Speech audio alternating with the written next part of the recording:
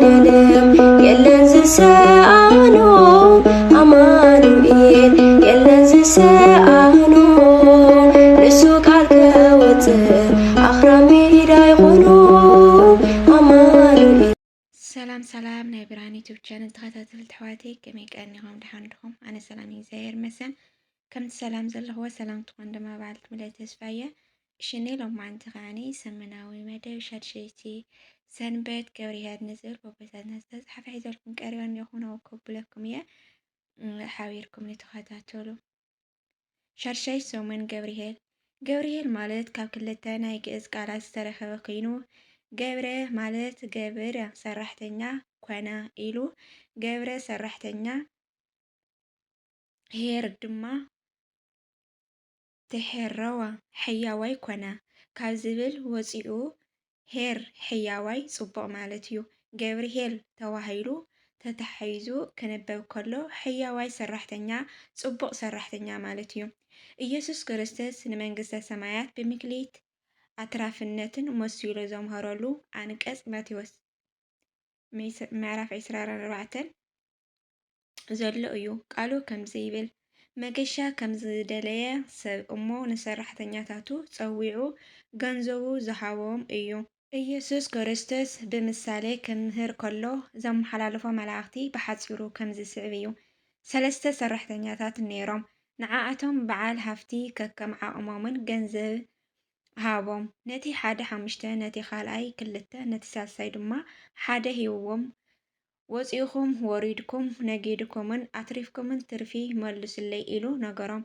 ይኹን እምበር ናይ ጎይትኦም ቃል ሓልዮም ነጊዶም ኣትሪፎም ትርፊ ዝመለሱሉ እቶም 2 እዮም ነይሮም። እቲ 5 ዝተቐበለ ወፂኡ ወሪዱ ኣትሪፉ 10 ገይሩ መለሰሉ። እቲ ጎይትኡ ድማ እሙን ሰራሕተኛ ኢኻ እሞ ናብቲ ሓጓስ ጎይታኻ እተው በሎ። እቲ 2 ዝተቐበለ እውን 4 ገይሩ መለሰሉ። ንዕኡ እውን እሙን ሰራሕተኛ ኢኻ እሞ ናብቲ ሓጓስ ዘለዎ እተው ኢሉ ኣመስገኖ። እቲ ሳልሳይ ግና ነታ ሓንቲ መክሊት ተቐቢሉ ምንም ከየትረፈ ከይነገደ መሬት ኩዒቱ ቀበራ። ንስኻ ጨካን ስለ ዝኾንካ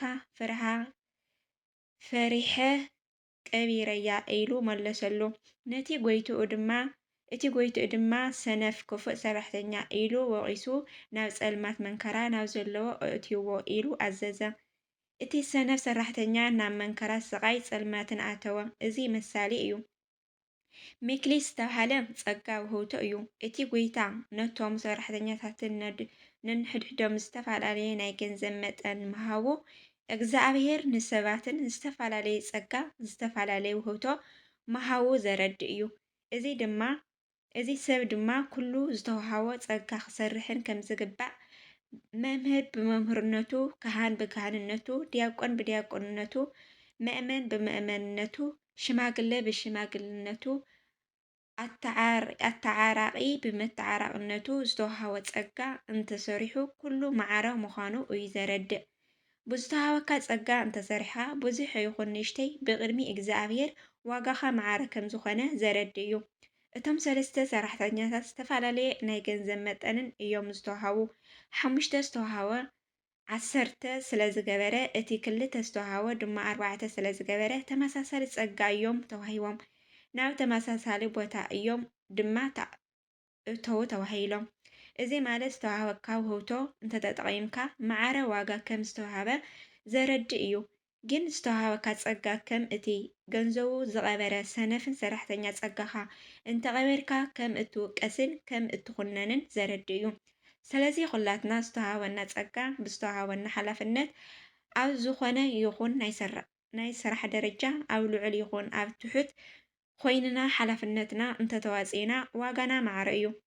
እቶም 2 ሰራሕተኛ ነጊዶም ከም ዘትረፉ ኩሉ ልክዕ ከምኡ ዝተዋህቦም ጸጋ ወፂኦም ወሪዶም ደኺሙኒ ሰልችዩኒ እንተይበሉ ኣምሂሮም መኺሮም ኣተዓሪቆም ንሰባት ናብ ሃይማኖትን ናብ ምግባርን ብዝመለሱሉ መምሃራን ካህናትን ኣቦታትን ይምሰል። ከምኡ እውን ብዝተዋህቦም ጸጋ ሰሪሖም መንፈሳዊ ትርፊ ኣትሪፎም ንባዕሎምን ተጠቒሞምን ንኻልኦትን እውን ዝጠቕሙ ብዝተጠቐሙ ምእመናን ይምሰል።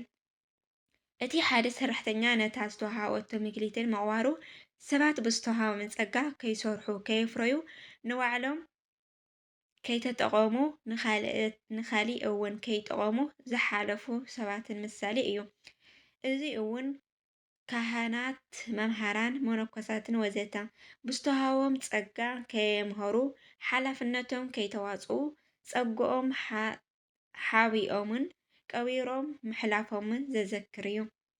ከምኡ እውን ምእመናን፣ መናእሰይ፣ ጓል ኣንስተይቲ፣ ወዲ ተባዕታይ ብዝተወሃቦም ጸጋ ከየትረፉ ከይሰርሑ ከይተጠቐሙ ከይጠቐሙ ምሕላፎም ዘዘክር እዩ።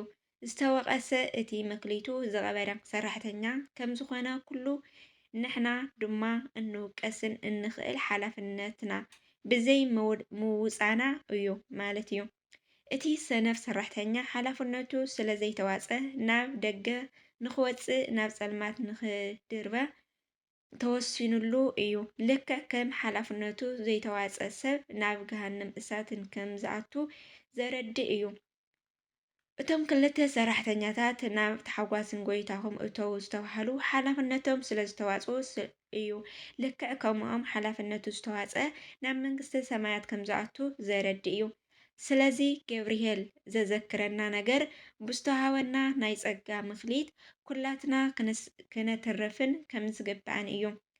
እቲ ክልተ ዝተወሃበ 5 መክሊትን ምስ እተወሃበ ሰብ ኣይወዳደርን። ምክንያቱ ጸጉ 2 እምበር 5 ስለ ዘይኮነ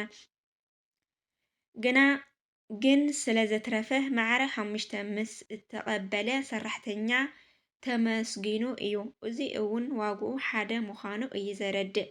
ልክዕ ከምኡ ብዝተወሃበና ጸጋ እምበር ብዘይተወሃበና ጸጋ ክንሰርሐና ኢና ምባል ነገር ምቡልሻይ እዩ።